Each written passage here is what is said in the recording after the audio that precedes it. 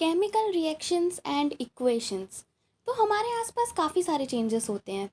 अब उसमें से कुछ चेंजेस केमिकल होते हैं और कुछ चेंजेस फिजिकल होते हैं। सो फिजिकल चेंजेस ये वो चेंजेस होते हैं जिनमें सब्सटेंस के सिर्फ फिजिकल प्रॉपर्टीज़ में चेंज होता है, यानी कि एक ही सब्सटेंस दूसरे सब्सटेंस में ट्रांसफॉर्म हो रहा होता है। इसमें कोई भी नया सब्सटेंस नहीं बनता। They are reversible and temporary. Chemical changes ये वो चेंजेस होते हैं जिसमें कोई नया सब्सटेंस बनता है। जो ओरिजिनल सब्सटेंस होता है वो पूरी तरह से कन्वर्ट तो हो जाता है नए सब्सटेंस में, पर उसकी प्रॉपर्टीज भी चेंज हो जाती हैं। जैसे कि NaCl, Na भी हमारे लिए हार्मफुल है और क्लोरीन भी हमारे लिए हार्मफुल है, पर जब वो सॉल्ट बनाते हैं तो वो तो हम अपनी डेली डाइट में इंक्लूड करते हैं and they can't be reverse, they are permanent. तो ये तो हो गए केमिकल चेंजेस।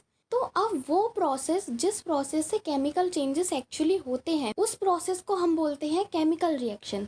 तो chemical reaction is simply the process through which a chemical change occur. जब भी कोई केमिकल रिएक्शन होती है किसी एटम में कोई चेंज नहीं होता, बस उन एटम्स का रीअरेंजमेंट हो जाता है। जैसे NaCl एक कंपाउंड है, अब Na+Cl जब उन दोनों के हम एटम्स को प्लस कर देंगे तो फिर जितने एटम्स आएंगे उतने ही एटम्स होंगे NaCl में। तो इसमें बस एटम्स का रीअरेंजमेंट होता है, कोई भी नया एटम ऐड या फिर कोई पुराना एटम माइनस नहीं हो जाता। अच्छा, केमिकल रिएक्शन को लिखने का भी एक रिप्रेजेंटेशन होता है।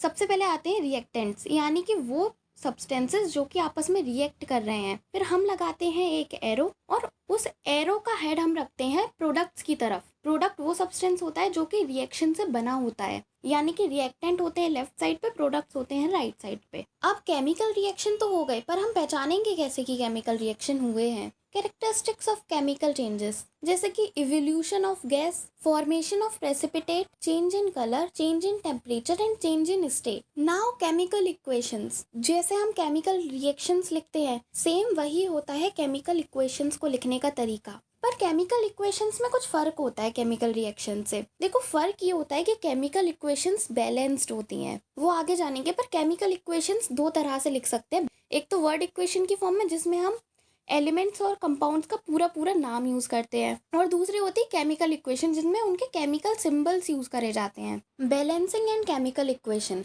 केमिकल इक्वेशन को बैलेंस करने का मतलब क्या है? इसका मतलब है कि दोनों तरफ, मतलब रिएक्टेंट्स में भी और प्रोडक्ट्स में भी एटम्स का नंबर सेम करना। यानी कि केमिकल इक्वेशन को बैलेंस करना वो प्रोसेस होता है जिससे हम रिएक्टेंट्स के एटम्स और प्रोडक्ट्स के एटम्स को इक्वल बनाते हैं। बेसिकली हम ऐसा कर ही क्यों रहे हैं? हमने 9th में एक लॉ पढ़ा है, that is law of conservation of mass. तो हमको ये पता है कि मास ऑफ रिएक्टेंट इक्वल होता है मास ऑफ प्रोडक्ट्स के। तो अब हम केमिकल रिएक्शन को ऐसे ही रिप्रेजेंट कर दें तो फिर तो ये लॉ फॉलो नहीं होगा ना, इसलिए हम उसको एक बैलेंस्ड केमिकल इक्वेशन बनाते हैं। अच्छा, अब केमिकल इक्वेशन को बैलेंस करते कैसे हैं? बेसिकली हम केमिकल इक्वेशन को बैलेंस कर सकते हैं, जो भी हमारे पास उस इक्वेशन में सिंबल्स और फॉर्मूले हैं उनको किसी भी स्मॉलेस्ट पॉजिटिव इंटीजर से मल्टीप्लाई करके, और इस तरह से हमको उनको परफेक्ट इंटीजर्स से मल्टीप्लाई कराना है जिससे दोनों तरफ के एटम्स इक्वल हो जाएं। जैसे कि एग्जांपल लेते हैं, आयरन प्लस स्टीम जो कि बनती है मैग्नेटिक ऑक्साइड ऑफ आयरन, जिसके साथ निकलता है हाइड्रोजन। तो देखो, NCERT के हिसाब से सबसे पहला स्टेप है हमको एक बॉक्स बना देना है, जितने भी उसमें सिंबल्स और फॉर्मूले हैं उनके अराउंड। ये बॉक्स हमको इसीलिए बनाना है क्योंकि हमको फॉर्मूले के अंदर छेड़छाड़ नहीं करनी है। भाई 2H2O में और H2O2 में फ़र्क है। 2H2O बता रहा है कि पानी के दो मॉलिक्यूल्स हैं और H2O2 होता है हाइड्रोजन पर ऑक्साइड, इसीलिए ताकि हम फॉर्मूला ही ना बदल दें, इसलिए हमको एक बॉक्स बनाना रहता है। अब NCERT के हिसाब से हमको सबसे पहले वो एलिमेंट बैलेंस करना है सबसे पहले जिसमें सबसे ज़्यादा एटम्स हैं। देखो, यहाँ पे सबसे ज़्यादा एटम्स हैं प्रोडक्ट्स में Fe3O4 के पास। तो यहाँ पे हम देख रहे हैं 3 आयरन है और रिएक्टेंट्स में बेसिकली एक ही आयरन है, तो हम रिएक्टेंट्स में 3 से इंटू कर देंगे। यहाँ पे भी 3 आयरन हो गए, पर यहाँ पे हमने पूरे फॉर्मूले के आसपास 3 लगा दिया है। तो यहाँ पे हम अब लेंगे ऑक्सीजन को, क्योंकि ऑक्सीजन यहाँ पे 4 है और रिएक्टेंट्स में बेसिकली ऑक्सीजन एक ही है। तो यहाँ पे ऑक्सीजन को 4 बनाने के लिए हम यहाँ पे 4 लगा देंगे। तो यहाँ पे बेसिकली ऑक्सीजन तो हो गए 4, पर हाइड्रोजन के नीचे देखो H2 लिखा हुआ है, यानी कि हाइड्रोजन के 2 एटम्स हैं यहाँ पे। अब इन 2 एटम्स को हम अगर 4 से इंटू करेंगे तो 2 4 जा 8। तो यहाँ पे बेसिकली हाइड्रोजन के 8 एटम हो गए। अब प्रोडक्ट में हाइड्रोजन के फिर से 2 एटम है, तो हम 4 से इंटू कर देंगे तो फिर प्रोडक्ट्स में भी हाइड्रोजन के 8 एटम्स ही हो जाएंगे। अच्छा, ये तो सिंपल था। अब अगर हम एक और इक्वेशन ले, N2 plus H2 equal to NH3, यानी कि यहाँ पे अमोनिया बन रहा है। तो यहाँ पे एक NCERT की भी ट्रिक यूजफुल है, पर अगर कहीं पर तुम्हें लगे कि तुम कंफ्यूज हो रहे हो तो फिर वाली ट्रिक यूज कर लेना। बेसिकली ट्रिक नहीं है। सबसे पहले बैलेंस करो मेटल को, फिर नॉन मेटल को, एंड देन ऑक्सीजन को, देन हाइड्रोजन को। हाइड्रोजन को सबसे एंड में बैलेंस करो। तो यहाँ पे मेटल कोई है नहीं, तो यहाँ पे सबसे पहले तो नाइट्रोजन नॉन मेटल है, तो फिर इसको जब हम बैलेंस करेंगे तो यहाँ पे नाइट्रोजन के 2 एटम है, प्रोडक्ट में नाइट्रोजन का एक ही एटम है, तो यहाँ पे हम 2 लगा देंगे। अब नाइट्रोजन बैलेंस हो गया, पर हाइड्रोजन के तो यहाँ पे 2 एटम है। प्रोडक्ट्स में हाइड्रोजन के 3 एटम है, पर पूरे फॉर्मूले के आगे 2 लगा हुआ है। हाइड्रोजन के 3 एटम पहले से ही है, 2 से 2 कर दिया तो 2 3 जा 6, 6 एटम हो गए। अब हमारे रिएक्टेंट्स में हाइड्रोजन के 2 एटम है, तो हम उसको 3 से 2 कर देंगे, हो गया। पर अगर तुमने गलती से यहाँ पे हाइड्रोजन से बैलेंस करना स्टार्ट कर दिया होता ना, तो कंफ्यूज हो जाते, क्योंकि प्रोडक्ट्स में हाइड्रोजन के 3 एटम है, रिएक्टेंट में 2 एटम है, तो फिर तुक्का ही चलता रहता। Basically hit and trial method से भी तुम कर सकते हो, ऐसा कुछ है नहीं, पर टाइम ज़्यादा लग जाएगा थोड़ा। अब आते हैं नेक्स्ट पार्ट पर, जो कि है टाइप्स ऑफ केमिकल रिएक्शंस। देखो, जब भी कोई केमिकल रिएक्शन होती है तो किसी भी एक एलिमेंट के एटम्स पूरी तरह से दूसरे एलिमेंट के एटम्स में चेंज नहीं हो जाते हैं, और ना ही वो एटम्स गायब हो जाते हैं उस पूरे केमिकल रिएक्शन से। बेसिकली केमिकल रिएक्शंस में बॉन्ड्स बनती हैं और टूटती हैं। जहाँ पे बॉन्ड्स बनेंगी उनको हम बोलेंगे कॉम्बिनेशन, और जहाँ पे बॉन्ड्स टूटेंगे उसको बोलेंगे डीकम्पोजिशन। तो बेसिकली कॉम्बिनेशन और डीकम्पोजिशन का बेस यही है। बेसिकली कॉम्बिनेशन रिएक्शंस में हम पे 2 या 2 से ज़्यादा सब्सटेंसेस होते हैं, वो एलिमेंट्स भी हो सकते हैं, कंपाउंड्स भी हो सकते हैं, जो कि आपस में कंबाइन हो रहे होते हैं और एक सिंगल प्रोडक्ट बना रहे होते हैं। बेसिकली जितने भी कॉम्बिनेशन रिएक्शंस होते हैं वो सारे एक्सोथर्मिक होते हैं। अच्छा, एक्सोथर्मिक और एंडोथर्मिक रिएक्शंस। एक्सोथर्मिक वो रिएक्शंस होती हैं जिनमें बेसिकली हीट एनर्जी इवॉल्व होती है, यानी कि उन रिएक्शंस में से हीट निकलती है प्रोडक्ट में। और ऐसी रिएक्शंस हैं जिनमें हमें सामने से हीट देनी पड़ती है, वो होते हैं एंडोथर्मिक रिएक्शंस। तो ऐसे रिएक्शंस जिनमें हमें सामने से हीट देनी पड़ रही है वो एंडोथर्मिक, जिनमें सामने से हीट निकल रही है वो एक्सोथर्मिक। तो कॉम्बिनेशन रिएक्शंस बेसिकली एक्सोथर्मिक होती हैं क्योंकि इनमें हीट रिलीज होती है। Some examples of combination reactions are carbon plus oxygen equal to CO2। Basically ये जो कार्बन और ऑक्सीजन के आगे ब्रैकेट में S और G लगा हुआ है वो बेसिकली उनकी फिजिकल स्टेट्स बता रहा है। हम किसी भी इक्वेशन में उनकी फिजिकल स्टेट्स ऐड ऑन करते हैं उस इक्वेशन को ज़्यादा इंफॉर्मेटिव बनाने के लिए। बेसिकली यहाँ पे कार्बन और ऑक्सीजन कंबाइन हो रहे हैं और प्रोडक्ट में बन रहा है CO2। Another is burning of natural gas. Basically CH4 और O2 जब कंबाइन होते हैं तो प्रोडक्ट में बनता है CO2 और H2, यानी कि कार्बन डाइऑक्साइड और पानी। पर ये इक्वेशन बैलेंस नहीं है, तो इसको बैलेंस करने के लिए सबसे पहले हम ढूंढते हैं ऐसा सब्सटेंस जिसमें सबसे ज्यादा एटम्स हैं। बेसिकली CH4, तो कार्बन तो दोनों तरफ एक से ही है, यानी कि एक एक ही है। हाइड्रोजन रिएक्टेंट्स में 4 हैं और प्रोडक्ट्स में 2 हैं, तो हम सिंपली प्रोडक्ट में 2 ऐड कर देंगे। तो अब यहाँ पे हाइड्रोजन तो बैलेंस हो गया, पर ऑक्सीजन अनबैलेंस हो गया ना, वो पहले भी अनबैलेंस ही था। तो यहाँ पे ऑक्सीजन हो गए 2, पर ये अकेले नहीं है, प्रोडक्ट्स में और भी ऑक्सीजन हैं। CO2 में भी 2 ऑक्सीजन है, तो यहाँ पे टोटल ऑक्सीजन हो गए 4, और हम देख रहे हैं रिएक्टेंट्स में सिर्फ 2 ऑक्सीजन है, तो हम रिएक्टेंट्स में 2 ऐड कर देंगे। तो बेसिकली यहाँ पे ये भी इक्वेशन हो चुकी है बैलेंस। अब नाउ आते हैं डीकम्पोजिशन रिएक्शंस पर। तो डीकम्पोजिशन का मतलब होता है बेसिकली किसी चीज का ब्रेकडाउन होना। तो डीकम्पोजिशन रिएक्शंस वो रिएक्शन होते हैं जिसमें बॉन्ड्स टूटते हैं। बेसिकली ब्रेकडाउन को केमिस्ट्री में डिकम्पोज होना बोलते हैं। तो देखो, ये वाली रिएक्शंस होती हैं एंडोथर्मिक, यानी कि हमें इनको, तो देखो इन रिएक्शंस में बेसिकली हीट अब्सॉर्ब होती है। जिन रिएक्शंस में हीट की फॉर्म में एनर्जी अब्सॉर्ब होती है उनको बोलते हैं thermal decomposition reaction. Decomposition reaction 3 तरह के होते हैं। देखो, डीकम्पोजिशन रिएक्शंस में एनर्जी अब्सॉर्ब होती है, अब वो किसी भी फॉर्म में अब्सॉर्ब हो सकती है, हीट की फॉर्म में भी, इलेक्ट्रिसिटी की फॉर्म में भी और लाइट की फॉर्म में भी। जिन रिएक्शंस में हीट की फॉर्म में एनर्जी अब्सॉर्ब होती है उनको बोलते हैं थर्मल डीकम्पोजिशन रिएक्शंस। जितनी भी थर्मल डीकम्पोजिशन रिएक्शंस होते हैं वो सारी एंडोथर्मिक होती हैं, यानी कि इनमें हीट अब्सॉर्ब हो रही होती है। तो इसके कुछ एग्जांपल्स है, जैसे CaCO3, लाइमस्टोन। इसको अगर हम हीट देंगे तो फिर ये बेसिकली डिकम्पोज हो जाएगा CaO प्लस CO2 में, CO2 गैस बन के उड़ जाएगी। FeSO4 यानी कि फेरस सल्फेट, जब हम इसको हीट करेंगे तो फिर ये डिकम्पोज हो जाएगा Fe2O3 में, ferrous oxide plus SO2, sulphur dioxide plus SO3, sulphur trioxide. देखो फेरस सल्फेट का कलर होता है ग्रीन, जो कि चेंज हो जाएगा ब्राउन कलर में, जो कि होता है फेरिक ऑक्साइड का। एंड बेसिकली यहाँ पर सल्फर डाइऑक्साइड के जलने की स्मेल भी आएगी। PbNO3 यानी कि लेड नाइट्रेट, जब हम इसको हीट करेंगे तो फिर ये डिकम्पोज होगा PbO यानी कि लेड ऑक्साइड, जो कि येलो कलर की होती है, प्लस NO2 नाइट्रोजन डाइऑक्साइड, जो कि ब्राउन कलर की होती है, and O2। Now electrical decomposition, इसको हम इलेक्ट्रोलिसिस भी बोलते हैं, जहाँ पे इलेक्ट्रिसिटी की मदद से बेसिकली डिकम्पोजिशन होता है, वो होती है electrical decomposition, electrolysis. Electrolysis of water, जब हम H2O यानी कि पानी में इलेक्ट्रिसिटी का कंडक्शन कराएंगे तो वो डिकम्पोज हो जाएंगे हाइड्रोजन और ऑक्सीजन में। नाउ फोटो डिकम्पोजिशन रिएक्शन, जिसको हम फोटोलिसिस भी बोलते हैं, जो कि पानी का हुआ था फोटोसिंथेसिस में। बेसिकली H2O था, उसका फोटोलिसिस हुआ, हाइड्रोजन और ऑक्सीजन में टूट गया। यहाँ पे हम लाइट की मदद से यानी कि फोटॉन्स की मदद से डिकम्पोजिशन कराते हैं। बेसिकली हम पे है सिल्वर क्लोराइड AgCl, जिसको हमने जब लाइट दी, मतलब सनलाइट में रखा, तो वो टूट गया Ag + Cl यानी कि सिल्वर और क्लोराइड में। डिस्प्लेसमेंट रिएक्शंस, देखो डिस्प्लेसमेंट का इन जनरल मतलब होता है किसी को अपनी जगह से हटा देना और उसकी जगह पे किसी और को लाके रख देना, ये होता है डिस्प्लेसमेंट। इससे पहले एक सिंपल सी चीज़ है इसको बोलते हैं रिएक्टिविटी सीरीज ऑफ मेटल्स, इसके बारे में पता होना जरूरी है डिस्प्लेसमेंट रिएक्शन और डबल डिस्प्लेसमेंट रिएक्शन से पहले। Basically reactivity series of metals में मेटल्स अरेंज होते हैं उनके मैक्सिमम टू मिनिमम रिएक्टिविटी में। रिएक्टिविटी सीरीज हमको बताती है कि कौन सा मेटल ज्यादा स्ट्रॉन्ग है, मतलब कौन सा मेटल अगर किसी रिएक्शन में पार्ट ले तो ज्यादा विगरसली रिएक्शन कर सकता है। जैसे कि पोटेशियम सबसे ज्यादा रिएक्टिव मेटल है। जब पोटेशियम जितना रिएक्टिव होगा क्या उतना ही रिएक्टिव सिल्वर भी होगा।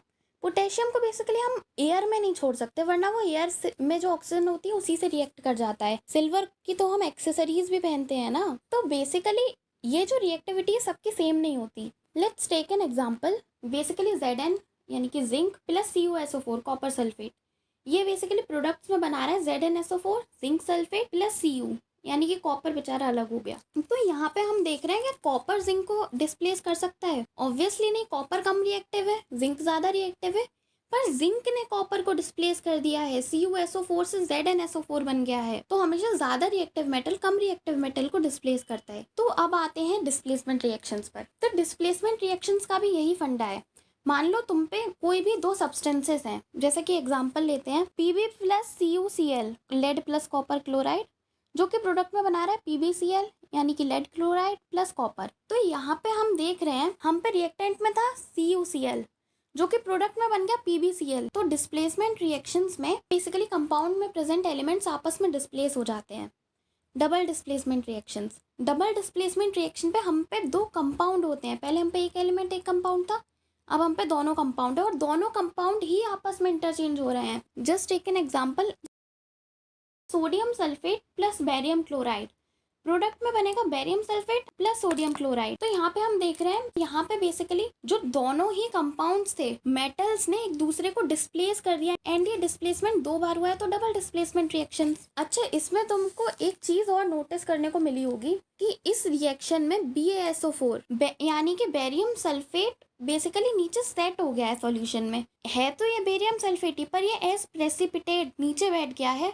तो अब हम इस रिएक्शन को प्रेसिपिटेशन रिएक्शन भी कह सकते हैं। प्रेसिपिटेशन रिएक्शंस वो रिएक्शंस होते हैं जिनमें जब रिएक्शन होता है तो उन रिएक्शंस में कोई भी एक कंपाउंड पूरे सॉल्यूशन में इनसॉल्युबल होकर नीचे बैठ जाता है। तो यहाँ पे प्रेसिपिटेशन रिएक्शन भी हुई है। देखो, एक रिएक्शन एक टाइम पे एक से ज्यादा रूल्स भी फॉलो कर रही हो सकती है। Now oxidation and reduction. देखो, ऑक्सीडेशन का मतलब होता है सिंपल शब्दों में किसी भी सब्सटेंस में ऑक्सीजन का गेन होना या फिर हाइड्रोजन का लॉस होना इज ऑक्सीडेशन। बट ऑक्सीडेशन सिर्फ इतना ही नहीं है, loss of electrons is also considered as oxidation. And now reduction reactions, basically ये ऑक्सीडेशन का एकदम अपोजिट होता है। किसी भी सब्सटेंस में ऑक्सीजन का लॉस होना और हाइड्रोजन का गेन होना इज रिडक्शन। एंड ये भी सिर्फ ये ऑक्सीजन के लॉस होने तक और हाइड्रोजन के गेन होने तक ही नहीं है, किसी भी सब्सटेंस में gain of electrons is reduction. And जहां पर ये रिएक्शंस एक साथ काम कर रहे होते हैं उन्हें हम बोलते हैं रिडॉक्स रिएक्शंस। बेसिकली जितने भी केमिकल रिएक्शंस होते हैं ऑक्सीडेशन रिडक्शन से रिलेटेड, वो सारे रिडॉक्स रिएक्शन से होते हैं, क्योंकि जहां भी ऑक्सीडेशन होगा वहां पे रिडक्शन भी होगा। क्योंकि देखो, किसी एक सब्सटेंस ने इलेक्ट्रॉन्स का लॉस करा तो फिर ऐसे हवा में थोड़ी ना छोड़ देगा अपने अंदर के इलेक्ट्रॉन्स निकाल के, कोई दूसरा सब्सटेंस भी तो चाहिए होगा ना जो कि उन इलेक्ट्रॉन्स को गेन कर लेगा। देखो एग्जाम्पल से समझते हैं, हम पे है CuO यानी कि कॉपर ऑक्साइड, जिसका कलर होता है ब्लैक, प्लस H2 यानी कि हाइड्रोजन, जो कि बना रहा है Cu यानी कि कॉपर, जिसका कलर होता है रेडिश ब्राउन, प्लस H2 यानी कि पानी वेपर्स की फॉर्म में। तो फिर हम यहाँ पे देख रहे हैं कि हाइड्रोजन पहले अकेला था, पर अब इसने कॉपर ऑक्साइड का ऑक्सीजन चुरा लिया और खुद बन गया H2O, यानी कि ये हो गया है ऑक्सीडाइज, इसका हो गया है ऑक्सीडेशन,